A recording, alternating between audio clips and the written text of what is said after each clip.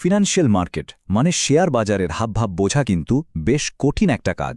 তবে এই কঠিন কাজটা সহজ করার জন্য ক্যান্ডেলস্টিক চার্ট একটা দারুণ জিনিস। আজকে আমরা এই ক্যান্ডেলস্টিক চার্ট জিনিসটা কি তাই সহজভাবে বোঝার চেষ্টা করব আর দেখব কিভাবে এই ছোট ছোট ক্যান্ডেলগুলো আসলে বাজারের ভেতরের বড় গল্পটা আমাদের বলে দেয়। চলুন একসাথে এই ক্যান্ডেলগুলোর রহস্যটা একটু ভেদ করা যাক।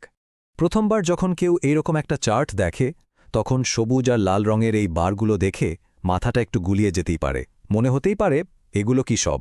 তো আসল প্রশ্নটা হলো এই ক্যান্ডেলস্টিক চার্ট জিনিসটা আসলে কি? এটা কি শুধুই কতগুলো এলোমেলো দাগ, নাকি এর ভেতরে বাজারের গতি প্রকৃতি বোঝার কোনো গোপন চাবিকাঠি লুকিয়ে আছে? আসল ব্যাপারটা হলো প্রত্যেকটা ক্যান্ডেল, প্রত্যেকটা ক্যান্ডেল এক একটা আস্ত গল্প বলে। আর আজকে আমাদের মূল কাজ হলো সেই গল্পটা পড়তে শেখা। প্রতিটি ক্যান্ডেলকে আমরা সেই গল্পের এক একটা শব্দ হিসাবে ভাবতে পারি, আর আমরা শিখব কিভাবে সেই শব্দগুলো এক এক করে বুঝতে হয়।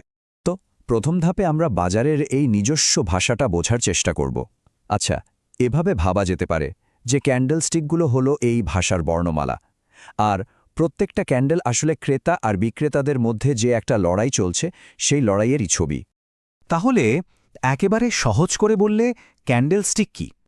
এটা এমন এক ধরনের প্রাইস চার্ট যা একটা নির্দিষ্ট সময়ের মধ্যে কোনো একটা শেয়ার বা অ্যাসেটের সর্বোচ্চ দাম, সর্বনিম্ন দাম, বাজার খোলার সময় দাম আর বন্ধ হওয়ার সময় দাম এই সব কিছু দেখিয়ে দেয়।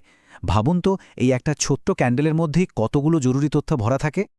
আচ্ছা, এবার চলুন একটা ক্যান্ডেলকে একটু ভালোভাবে দেখি, মানে এর অ্যানাটমিটা একটু বুঝে নিই। তাহলে এর প্রত্যেকটা অংশ ঠিক কি বোঝায় সেটা একদম পরিষ্কার হয়ে যাবে। একটা ক্যান্ডেলের মূলত ৩টা অংশ থাকে। প্রথমটা হলো পুরো ক্যান্ডেলটার উপর থেকে নিচ পর্যন্ত মোট উচ্চতা, যা ওই সময় সর্বোচ্চ আর সর্বনিম্ন দামটা দেখায়। এরপর আছে এর মাঝের চওড়া অংশটা, যেটাকে বলে বডি।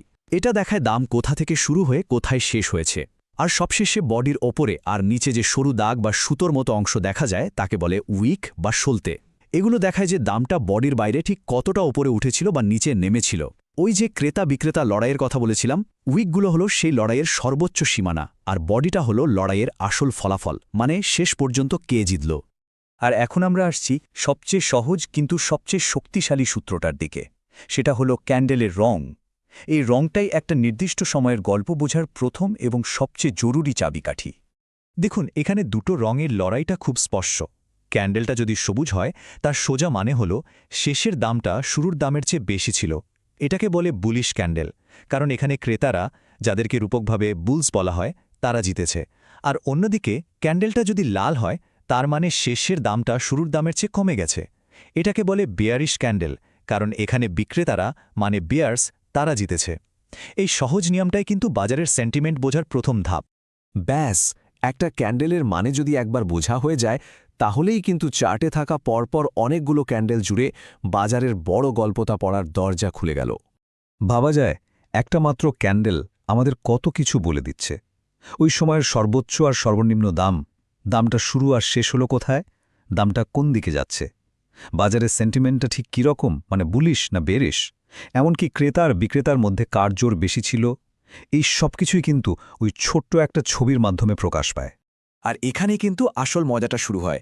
মানে অক্ষর দিয়ে যেমন শব্দ হয় আর শব্দ দিয়ে বাক্য, ঠিক তেমনি এই ক্যান্ডেলস্টিকগুলো পরপর মিলেমিশে বিভিন্ন প্যাটার্ন তৈরি করে। এই প্যাটার্নগুলোই হলো বাজারের গল্পের এক একটা বাক্য, আর এই প্যাটার্নগুলোই আমাদের বাজারের ভবিষ্যতের সম্ভাব্য গতিপথ সম্পর্কে একটা ইঙ্গিত দিতে পারে। টেকনিক্যাল অ্যানালিসিসের মূল ভিত্তিই কিন্তু এটা। এখন মনে প্রশ্ন আসতেই পারে যে এত সব তথ্য জেনে লাভটা কি?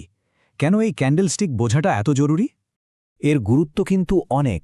প্রথমত, এক গাদা জটিল সংখ্যা আর ডেটাকে এটা এক ঝলকে একটা ছবির মতো গল্পে পাল্টে দেয়। দ্বিতীয়ত, এটা দিয়ে বাজারের সেন্টিমেন্ট, মানে বাজার কি তেজি না মন্দা, তা খুব তাড়াতাড়ি বোঝা যায়। টেকনিক্যাল অ্যানালাইসিস শিখতে চাইলে তো এটা একেবারে গোড়ার কথা। আর সবচেয়ে বড় কথা হলো, এই জ্ঞানটা থাকলে অনেক জেনে বুঝে সিদ্ধান্ত নেওয়া যায়, যা বিনিয়োগের জগতে খুবই দরকারি। একটা কথা আছে যেটা আজকের পুরো আলোচনাটাকে এক কথায় বলে দেয়। কথাটা হলো, ক্যান্ডেলস্টিক চার্ট একটা ভাষা। যদি সেই ভাষা পড়তে শেখা যায় তাহলে চার্ট নিজেই একটা গল্প বলবে। আর আজ আমরা সেই ভাষা পড়ার প্রথম পার্টটা শেষ করলাম। তাই শেষ করার আগে একটা প্রশ্ন থাকলো, পরের বার যখন কোনো ফিনান্সিয়াল চার্ট চোখের সামনে আসবে তখন কি শুধু সবুজ আর লাল রঙের কিছু বার দেখা যাবে, নাকি তার পেছনে লুকিয়ে থাকা ক্রেতা আর বিক্রেতার টানাপোড়েনের গল্পটা পড়া যাবে?